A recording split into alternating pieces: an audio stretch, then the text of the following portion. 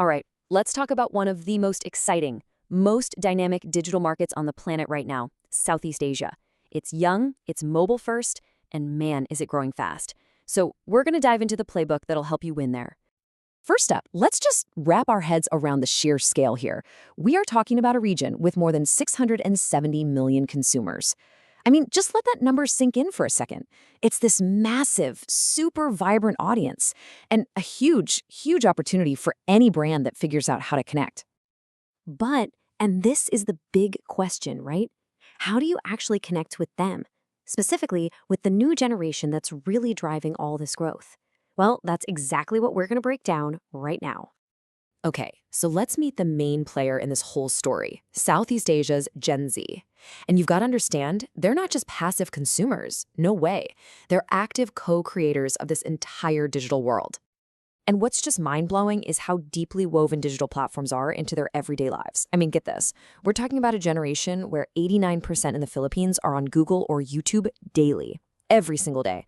And they're not just scrolling, they're using it to research, to get inspired, and this is the key, to feel confident before they pull out their wallets. Look at Indonesia. A whopping 95% say they feel more confident about buying something after watching a YouTube video. That's incredible. But here's the thing, it's not just about the numbers, not just about watching videos. It goes way deeper than that. The relationship Gen Z has with these platforms, and especially with the creators on them, well, it's built on something much more powerful. It's all about trust. And this chart, it shows you exactly what I mean.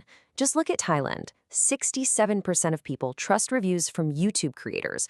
Now compare that. It's a solid lead over TikTok, and it absolutely blows Instagram influencers out of the water by almost 30 points. What does that tell you? It tells you YouTube isn't just for killing time. It's where people go for credible advice when they're seriously thinking about buying something. And if that wasn't clear enough, this stat from Indonesia really seals the deal. 86%.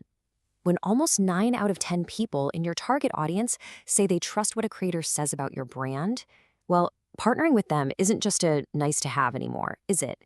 It's pretty much essential. It's a stamp of approval, a kind of legitimacy that your standard ad just can't buy. Okay, so we've established this foundation of trust, but how does that actually turn into dollars and cents, especially during the biggest shopping moments of the year? I'm talking about the mega sales, 11/11, 12/12. This is where all that goodwill and engagement really, really pays off.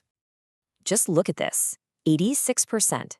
That's how many shoppers actually bought something during a mega sale event last year.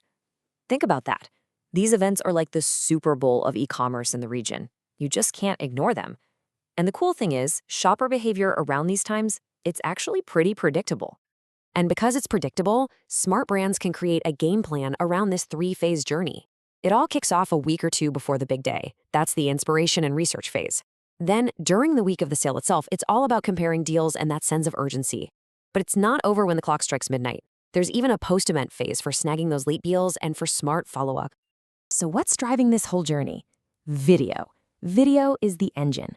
And here's the best part. You don't need some massive Hollywood budget.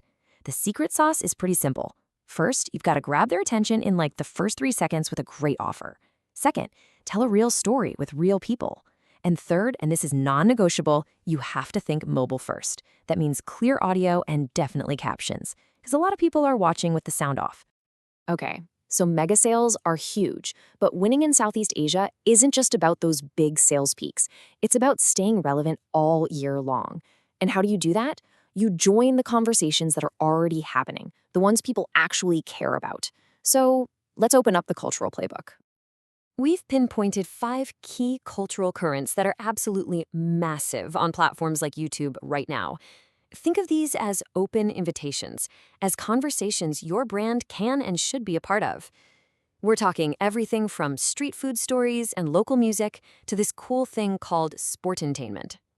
First up, street food storytelling. And listen, this is so much more than just another What I Ate Today video. Creators are becoming champions for small local food businesses. They're digging into the heritage, the stories behind the recipes. They're basically preserving culture, one dish at a time. So for a brand, the move isn't just to slap your logo on a food stall. The real win is helping to tell these incredibly authentic stories. Trend number 2, local music is absolutely blowing up and going global. You've got groups like 4EV from Thailand who are just masters at this. They mix their local culture with really modern sounds, and they use every single tool YouTube has, shorts for viral moments, long form for deep dives to build these huge, passionate fan bases all over the world. The opportunity for brands here is obvious. Tap into that energy, feature these artists, help them get even bigger. Then we've got the rise of sportainment.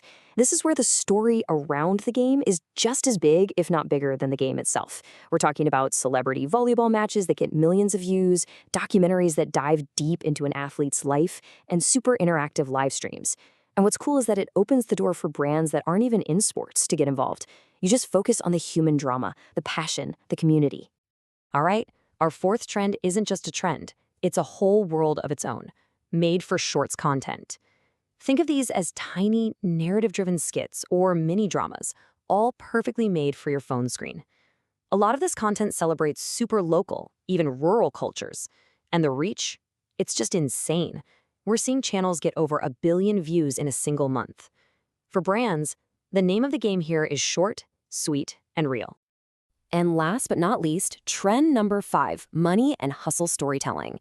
Gen Z is hungry for financial knowledge, and creators are stepping up. They're taking really complex topics like investing, saving, starting a side hustle, and making them super easy to understand and honestly, pretty entertaining. It's this perfect mix of education and entertainment, and it meets a real, genuine need. This is a golden opportunity for brands to step in, provide useful tools, and really empower this generation. All right, we've covered a lot, right? We've met the audience, we've looked at the huge sales moments, and we've dived into the cultural trends. So, the big question is, what do you do with all this? How do we tie it all together? Let's boil it all down into a simple blueprint for success.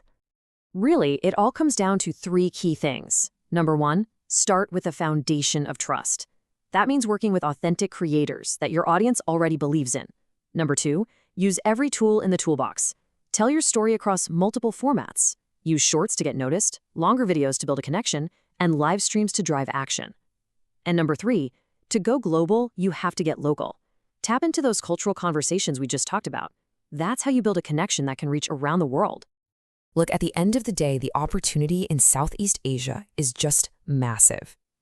The audience, they're already there. They're engaged, and they're waiting to connect with brands that actually get them and their world. So really, there's only one question left to ask.